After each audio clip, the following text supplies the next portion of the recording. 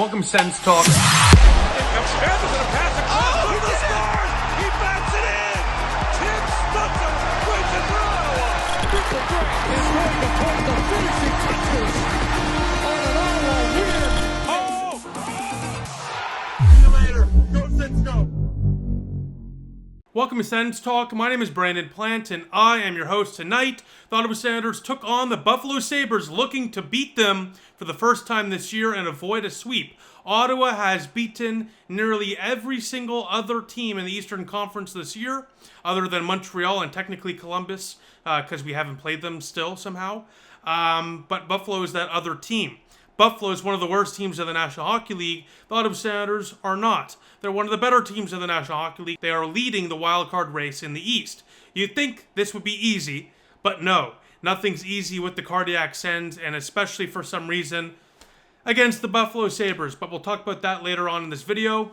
Let's get to the pregame notes. Firstly, it's the Dads trip. You love to see it. It's always cool to see the Dads accompany the team on a road trip. This is going to be for tonight against Buffalo and on Thursday against Detroit. They also do it for the moms, so it's always cool to see. It's a very, very cool tradition in hockey where the parents get to visit and join the team on a road trip. It's always very, very cool. You would think it would give the team a bit of a boost. We'll talk about that later. I'm sure they're very happy to see their dads in the stands, but unfortunately didn't really help them on the ice today. In terms of the final result, but we'll talk about that later in the video. Dylan Cozens, by the way, makes his return to Buffalo. I thought he would get a lot of boos, considering the way Buffalo fans are so insanely negative about this guy on Twitter. And I gotta be honest, I get it. Not because I agree with their takes on Cozens. The contrary on that. I get the bitterness. They've missed out on a lot of key talent in the last few years. They've all left. They've all, whether it's been them requesting or the team itself traded them, they've all left. And whenever they leave, they ultimately do better after leaving Buffalo. That must suck if you're a Sabre fan, and I'd probably be bitter too. I remember how I felt during the Melnick era. And Buffalo, not in the exact same situation, but a lot of similarities there. So I definitely feel for the Buffalo fans. But again, cannot disagree more with the way they call Dylan Cozens incredibly soft. He's the complete opposite of that. I think he was just tired of playing in a losing culture organization. So let's get into the lineup notes. So firstly, Ottawa would ice the same exact lineup other than one thing. Nick Jensen draws back in, and Nicholas Manapalo draws out, which means Travis Hamonic stays in, and he would be there on the third pairing with Tyler Kleven. Now going to this game, Ottawa is up 5 points in the wildcard race. They're ahead of the New York Islanders. A win today would put them up 7 points plus. So again, a team like Buffalo, you already lost twice to them. You don't want to lose 3 times in a row to them. You don't want to get swept by the Buffalo Sabres, especially when the playoff race is so tight. Again, this is an opportunity for Ottawa to extend their playoff point total by a good chunk, by multiple games. So you got to take advantage of those opportunities when you can, especially against a team like Buffalo. Again, no disrespect to Buffalo, but I think Sabre fans probably want them to lose too for their tankathon odds, right? So, I mean, no one really wants what happened tonight to happen, I think, except the players on the ice for Buffalo. But anyways, so Ottawa, they're starting Anton Forsberg tonight. He has a 2.48 goals against average and a .920 save percentage against Buffalo in his career with a 4-5-0 record. So not the greatest record, but the individual stats, pretty decent. Now speaking of decent stats, holy cow, James Reimer, 17-6-4 all-time against Ottawa. That makes sense. He's been in the Atlantic Division for primarily the majority of his NHL career. Again, with the Leafs as a big one. So that makes sense.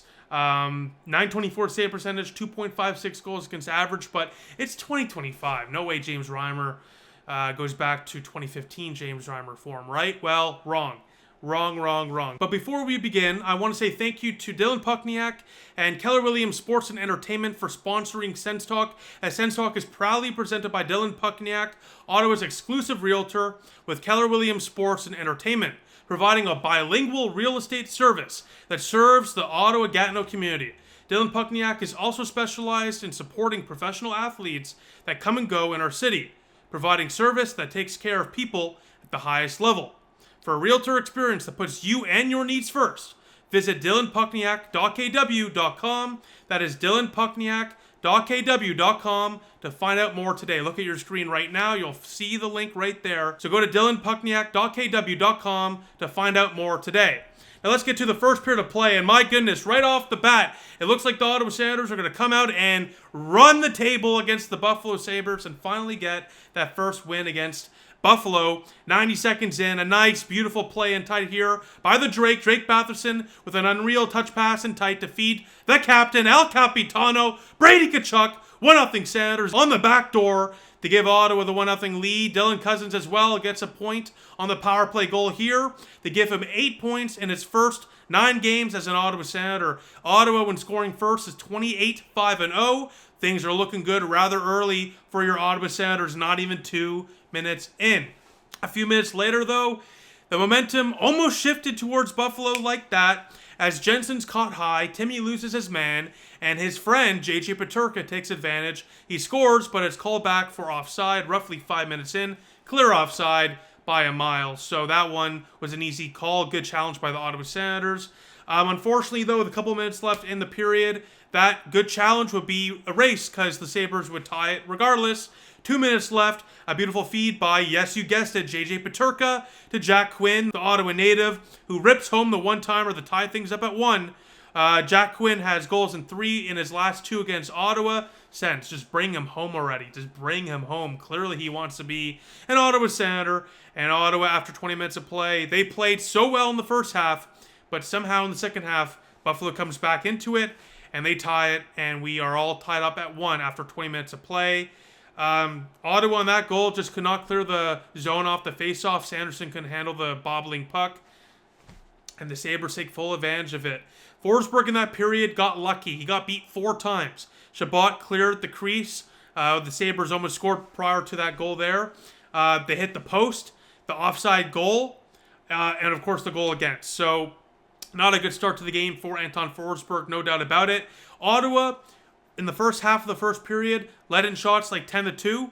They would end up being down in shots 11-10 after 20 minutes of play. That really puts into words how well Buffalo pushed back in that second half of the first period of play. And again, Buffalo's playing spoiler. The Ottawa Senators are the team with a lot to lose in this game. Buffalo, they're out. They are not in the playoff picture. They are just playing spoiler. So let's head to the second period of play. And 8 minutes in, Ottawa gets the lead right back. It's a power play goal again. Ottawa, they're not able to score a 5-on-5 today. James Reimer, he's doing some witchcraft. I don't know what he's doing, but the puck's not going in 5-on-5. Luckily on the power play, it's going in as Claude Giroux sees Willie Gregg perfectly, beautifully positioned out front, using his body and his stick in a great position. His stick is there, but using his body as well to position himself, to shield himself and the puck off the defender. Giroux sees that. He feeds Willie Gregg. Gregg fights off the defender. The puck comes loose, and David Perron pinches in, aware of what is about to happen with Willie Gregg when he gets the puck. He puts it home. Nice goal there for David Perron. They give Ottawa the lead. It's 2-1 Senators, yet another power play goal. And David Perron, my goodness, this guy just cannot stop scoring. I said it in my last video. I'll say it again here. Giroux got the assist on a Perron goal. Those two guys, a lot of criticism for them this year. I don't get it. Giroux has been more than you ever should have expected from him in these 3 years as an Ottawa Senator. At his age, we are lucky he's being able to produce the way he's been producing. And David Perron, in the month of March, in the last 11 games, 6 goals. He has 8 points in his last 10 games as well. I mean, these two guys, they have been so key. When it's not Tkachuk and Stützle scoring, it's these guys scoring. And my goodness, David Perron, he's had a very difficult year with injuries and off-the-ice issues.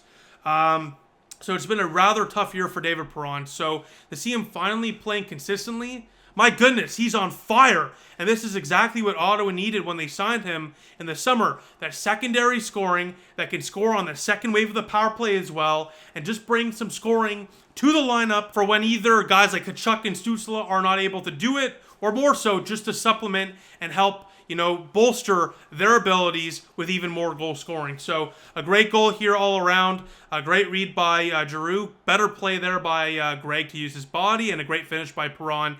Ottawa leads 2-1. But 5 minutes later, You know, I shouldn't even be mad about this because a friend of the show gets a goal, and frankly, you just love to see that. As Jacob Bernard Docker, the former Ottawa Senator, just 5 minutes later, off the faceoff, picks the puck up in his office, lets one rip from distance, bar in, and the Buffalo Sabres tie it up after 40 minutes of play. It's 2-2. Jacob Bernard Docker with his first goal as a Buffalo Sabre. Of course, it's against the Ottawa Senators, and more so, he's got like 3 points in his last 2 games. I'm so happy for JBD. Yeah, I'm a little biased. He's a friend of the show. He's an absolute beauty.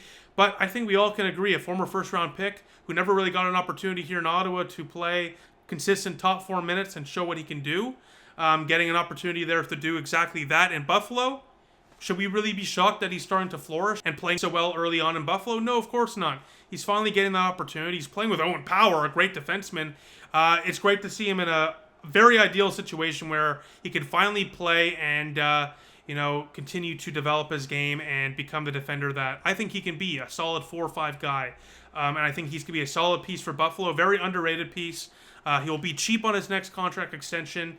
And more so, again, he's young, so he can grow there with Buffalo in that young core. So, very happy to see JBD score and doing well with Buffalo. Unfortunately, he's against us. I don't want to see that, of course. So we go to the third period of play. I'm trying so hard not to go crazy because we're still in a playoff spot. We control our own destiny. There's so many reasons to be positive. But in a game like this where you squander so many opportunities to take down Buffalo, just finally beat them this year. This is not how you want to start the third period of play. Not even 3 minutes into the third period. This is a goal that Forsberg needs to stop, and this is also a defensive position that Clevin and Hamonic need to work on. Clevin is out of position. Hamonic especially is out of position, and Tage Thompson takes full advantage, and the Buffalo Sabres take the lead for the first time. It's 3-2 Buffalo. I cannot believe it. I can't believe it. And that goal should be stopped by Forsberg as well. Yeah, look, I get it. Not an ideal situation, and especially not an ideal spot for them to score in. But that was a floater of a shot. That was a weak shot. That wasn't a slap shot. That wasn't a 95-plus mile-per-hour shot. You could stop that, Forsberg. And in a game like this, where you're only facing 24 shots, not even 20 at this point in the game, and your team is dominating for a majority of the game, you got to stop those. You got to make the save that maybe you shouldn't, but if you do, that'll help your team. And again, this is one where, he should stop. Yeah, again, a tough situation to be in, but that was not the hardest shot by any means. Forsberg needs to stop that, but he certainly makes up for it not even 8 minutes later. J.J. Peterka, what a player this guy is. I wish he was an Ottawa Senator, my goodness. But he is robbed by Anton Forsberg, who after that bad goal really did lock in there in the third period of play with a huge glove stop here with about 10 minutes left. Unfortunately, it was too little too late.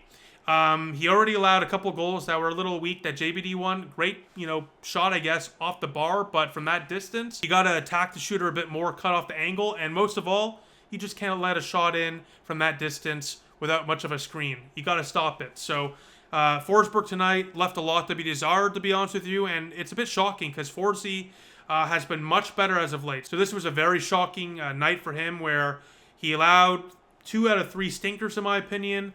And more so, multiple shots beat him. He just got lucky with Shabbat doing some great defensive work, the post, etc. So Ottawa just did not get the goaltending they needed as they lose 3-2 to the Buffalo Sabres. They lose 3 in a row to Buffalo this year. They get swept. I think we're going to make the playoffs. I'm not worried about that. But it's just insane that, we're still in such a good spot to make the playoffs, and we've squandered 6 points to Buffalo this year. It's just insane. But before we continue with that, I just want to say Sens Talk is brought to you by Keef Smoked Meats, the best smoked meat in the Ottawa area, and, of course, the sponsor of the Postgame Notes. During a process that takes over 150 hours while using the highest grade beef, they smoke their meat on top of a mix of Southern American charcoal and Keef's signature flavored wood chips, leaving you with a savory, Montreal-inspired smoked meat. The best part of it all, getting it is so easy. Just go to keefsmokedmeats.com. That is keefsmokedmeats.com. Look at your screen right now. The link is right there. Find the smoked meat package you're looking for, press order, and boom, within days, you'll have fresh, locally made smoked meat right delivered to your doorstep. So go to keefsmokemeats.com for the best tasting smoked meat experience in Ottawa today. That is keefsmokemeats.com. Now let's get to the Keefe Smoked Meats post-game notes. So as I just said, Ottawa is 0 for 3 against Buffalo this year. Just can't have it. It's just, I'm not going to go crazy because, again, Ottawa has had such great success this year. It's just so frustrating where Ottawa loses 3 in a row to Buffalo. It's just inexcusable. You can't lose these games in such a tight playoff race to a team like Buffalo. I mean, God forbid Ottawa misses the playoffs. This is going to be why. You squandered 6 points. 6 points against the Buffalo Sabres. I mean, come on. We are more than capable of doing better than that. That's why it's so frustrating. And again, those 6 points, that puts us right in the thick of the divisional race, for example. Instead of having to play like Florida, maybe even Washington, we play Tampa or Toronto. That might be a better matchup for us. Maybe not. Maybe so. But the point is, we can't let those points be squandered. And again, we did it 3 times this year. That's just crazy. Forsberg tonight, 21 for 24, 875 save percentage. He played much better in the second half of the third period of play, but it was too little too late. 2 out of those 3 goals he should have stopped. Ottawa's defense tonight did not help him at all. But at the same time, you know, when you're the goalie, it's up to you when the guys out front are disappointing to be that difference maker. That's what a goalie can do. And Forsberg just did not do that tonight. Now, Ottawa, I'm going to leave this on a positive note because Ottawa tonight deserved a better fate. They should have won this game. They dominated in all aspects. They won over 70% of the faceoffs tonight. They controlled majority of possession. They still found a way to lose. They led shot attempts 75 to 43. I just don't get how he lost this game. I don't get it. It's a mixture of terrible defense in our own zone, the inability to clear the zone, and just bad goaltending. It's just all 3 just killed us today. But some positive notes. Zetterlund tonight, look at your screen, had a fantastic game. One of his better games, and he looked really, really good there on the first line. 5 shots, 6 scoring chances, 5 hits. Very good game for him. Tkachuk, 9 shots as well, and Batherson with 5. So Ottawa was shooting. The big guys were, all over it, but they just couldn't bury it. And at the end of the day, it doesn't matter how many chances you get. It's about how many goals you score. And we did not score nearly enough tonight, of course, especially with the amount of chances we generated and with the amount of shot attempts we had as well. Now, last thing I'll mention as a positive is since the trade deadline, Ottawa has 9 players with at least 6+ points in the 9 games since the trade deadline. Look at your screen right now. So, it's great to see a good mixture of players here producing. It's not just the big guys. You got some of the depth guys like Reg and Amadio producing. Even guys like Perron, like I already mentioned in this video, producing. So, it's great to see the Ottawa Senator forward core come alive. But unfortunately, it was not enough tonight where they literally did everything but score. And it's hard to be upset, in a game like this where they deserved a better fate.